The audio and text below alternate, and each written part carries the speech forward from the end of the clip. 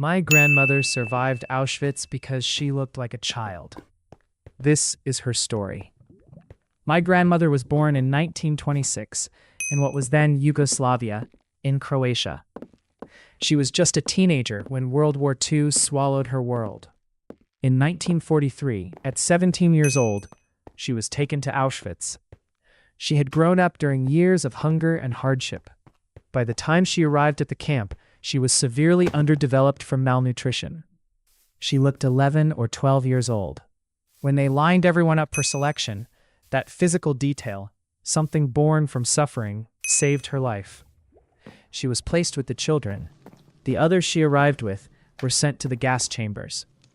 While the children were in line, something unexpected happened. German civilians came to select children to take into custody. A middle-aged couple who owned a private clinic in Germany chose her. Instead of death, she was taken into their home. She became a helper around their clinic. She had her own room. The woman of the house treated her like a daughter. My grandmother stayed with them for 10 years. During that time, she was given food, safety, and even small payments for her work. She spent almost nothing. She didn't even know if anyone from her family had survived the war. After a decade, she decided to return home to Yugoslavia. She carried a full briefcase of Deutsche Marks, enough she believed to buy a farm and start over. But history had one more cruel twist. Because of inflation and economic chaos after the war, by the time she reached Croatia, that briefcase of savings was nearly worthless. It was winter. All she could afford was a coat. She found out that almost no one from her family had survived. Only one cousin was left alive. Years later, around 1990, she learned something even more devastating. One of her sisters, a baby who had fallen from a table and was unable to speak, had been handed over to partisans during the war to deal with. No one knows what happened to her. You can imagine the likely outcome. My grandmother carried all of this quietly. She built a life anyway. To me, she wasn't a war survivor. She was the grandmother who came to sleep over at our house.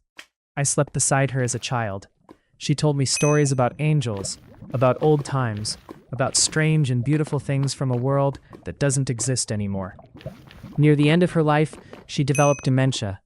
The strangest part, she began speaking only German, the language of the country where she had survived, as if her mind had traveled back to the place where her life split in two. She passed away in 2000. I just wanted to put this here so the world knows she existed. She was strong in a way I can barely comprehend. She survived death, lost nearly everyone, rebuilt from nothing, and still had enough softness left to tell her grandson bedtime stories about angels. Love you, Grandma. That one sticks with you. Here's another story that didn't go the way anyone expected. My girlfriend cheated on me, despite my giving her everything. Now she gets to be all happy with the other guy, while I'm miserable. I'm so blindsided. I can't believe this happened to me. It feels like I'm living a nightmare. It was love at first sight. First day of high school. We were 16. I couldn't stop thinking about her. It was affecting my grades. I tried to reach out to her so many times, following her to her car, leaving notes for her, trying to be close. She always ignored me. I built up the courage to send her a follow request that she accepted. I was over the moon. We started talking. I immediately confessed my love. She was skeptical, saying I can't possibly be in love with her without even getting to know her. I told her that this is what love at first sight is. The few days I kept trying to get her to give me a chance. She kept saying no. I pushed a little. Then she told me she was already pursuing someone else. That was a punch to my gut. I acted like everything was good. Didn't text her for the next 2 days, but in the end, I had had enough. It was too big of a heartbreak that I decided my life wasn't worth living. I texted her a photo of the suicide note I had written, where I had clearly mentioned that the cause of my suicide was repeated rejection from her. I also showed her a knife. She immediately called me and told me that she loves me now, and to not do it. It totally wasn't because she was 16 and scared of getting framed for my death. We started our relationship, and to make sure she was all mine, I filled her crush's head with filth about her. She was pretty sad, but I told her not to be, because she only needs me now. I also gave her my social media, She wasn't accepting it, but I made her take it. Then I asked for hers in return. She was pretty hesitant, but eventually handed over all her passwords. A month into it, I started asking her to consummate our relationship. She wanted to save herself for marriage, but I am the one she's gonna marry. It'd be a shame if she upsets her future husband. She said it was a big decision, because once we do it, she'll be spiritually bound to me. I told her that's perfect. Why wait? She kept saying no, but I again sent her a photo of my suicide note, and she finally agreed. I remember how much she was crying when we did it the first time, and then she asked me to leave. I was so angry, but she eventually came around. We mutually decided that we wanted to keep our relationship a secret until we were old enough to get married. We pretended we didn't know each other at school.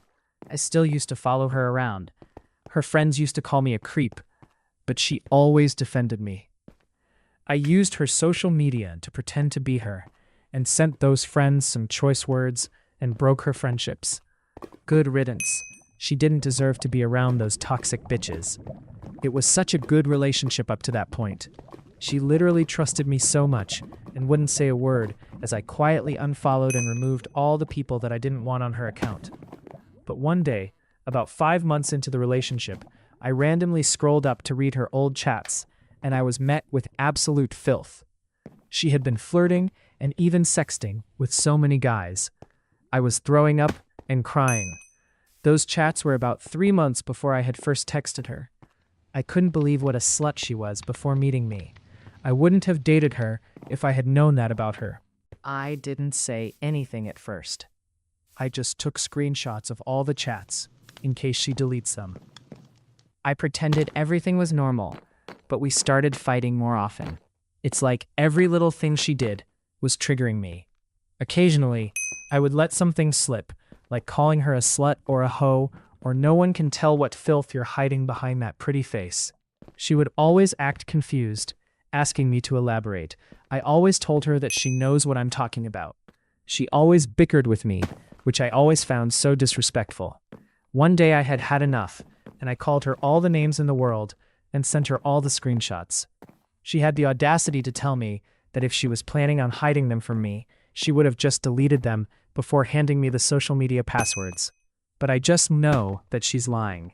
She was emotionally attached to those filthy-ass texts. That's why she didn't delete them and was just hoping I don't go through her texts. She also tried to convince me that since these things all happened before we even met, then they don't matter. But I shut that down real quick. If a woman can sext with random men, then it means she doesn't respect her future husband. That was our first big fight. I yelled at her for a week straight. Her eyes were bloodshot from crying so much. Eventually, I told her I'd forgive her, but she'll have to earn my trust. We still used to fight after that. But I always shut her down by telling her she has no right to defend herself after what she did. She eventually stopped bickering. Smart move, because now I'd yell at her, only for a few hours, then eventually calm down, and we go back to being a lovey-dovey, cutesy couple again. If anything, I was glad I had that leverage on her, because our relationship was the healthiest it had ever been. Everything I did was because I loved her so much. Like how I forbade her from watching TV, because it corrupt her mind, but she was so sad. I wasn't a monster, so I caved, and we reached an agreement that even though she can't watch the films, I'll watch them and then tell her about the plot. She knew better than to fight me on that, so she agreed. It worked best for us because in this way, I could easily manipulate the plot and skip the inappropriate details that she didn't need to know. We were both happy. All her male friends were out of her life now. She had a few female friends, though. I was trying to get those out too. She didn't need friends when she had me. Sometimes I used to make her do some sexual acts that she hates and claimed were painful. She always ruined those experiences for me by crying. I hated it. I never stopped, though. I just hated having to listen to her sobs while I was doing it. I told her she needs to get over the crying. She always apologized for ruining it for me. Eventually, I got bored, wanted to try something new. I asked her to ask some female friend of hers to join us in the bedroom. She asked me to ask one of my male friend instead. That was a line crossed. I was so angry that she was scared I was going to harm her. I wouldn't do that, though. I'm not a monster. but she disrespected me by asking that. She eventually broke off with all her female friends too, out of spite, I think, so I don't make her ask them. Her mom eventually found out about me and tried to force her to break up with me, but she knew better than to break up with me, so she fought with her family. I was her only true savior. It was just me and her. My mom too eventually found out. First, my mom was angry because she thought the girl was trying to steal her son away, but then she started liking her. At the end of the year, we both took an entrance test. She failed, I passed, and got into a good college. After I was done screaming at her for failing, I offered to help her study. I made her a 1-year schedule that I made sure she followed. I used to call her, then mute it from my end, so I can keep tabs on her background noise to make sure there wasn't any distractions. I always told her, though, that I'm calling her because I like feeling like she was here with me. She would ask me to unmute myself, but that was a breach of my privacy. I would make excuses like, I'm in the toilet, I'm eating, there are people around. Every once in a while, she would test my patience by muting herself too. I always gave her an earful for trying to get back at me. Her lame excuses like I was in the toilet were bullshit. Who uses a toilet for 2 whole minutes?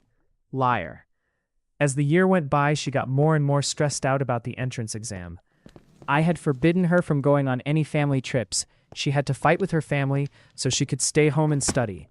She claimed she was burnt out and crying and told me she couldn't do it anymore. I told her that the only reason I'm making her study is that she can spend the few years of college with me. Not because of a career thing, because I wouldn't want her working after marriage. I want a traditional homemaker who'd raise our kids and take care of my parents. She said she didn't want kids, but I'd make her change her mind. After studying like crazy for a year straight, I sent her off to take the test again. And guess what she did? She fucked it up again. I again ripped into her, telling her she's worthless. If she had got 1 more mark, she'd had got into the same college as me. She got into another college. I told her to quit it and study again for another year, but her parents didn't let her. Hated them. I told her once we get married, we'll go no contact with her parents. We couldn't meet every day. I couldn't keep an eye on her anymore. My mom gave her a talk on the phone, telling her to learn to cook and clean because her son, me, loves to eat. Mom also used to teach her to compromise whenever we had a big fight, taught her to be a submissive wife. A few days before her college started, I gave her a rule book that I wrote myself, and I made her promise me that she'd follow them for her own safety. I don't remember all the rules, but some of them were stop dressing in skirts, remove your social media profile photo, no makeup, hair always tied up, never to talk to any male colleague, don't sit on a table where a guy is already sitting. If a guy joins you on a table, get up and leave. Never go on class parties or college events. No participating in college theater, not putting yourself on stage. Working backstage is permitted, though not encouraged. All reasonable stuff. I really thought she'd follow them, but I was so wrong. I always used to make her make my assignments because I was a busy man and always had other things to do, like playing video games and going out with my colleagues. She always happily made them. I even used to make her buy the assignment sheets and make her steal cash from her mom because I obviously needed it more. And to keep her from getting too cocky, I constantly criticized the assignments, telling her she cheaped out on the paper, that her handwriting sucks, and much more. She never complained though. But the very first week of college, she refused to make my assignment because she said she had her own. I immediately knew letting her go to college was a mistake, and it all went downhill from then onwards. And yeah, that's one of those moments that makes you wonder if timing is really just random. If this story got to you, like and follow for more real Reddit stories. The next one might be even more captivating.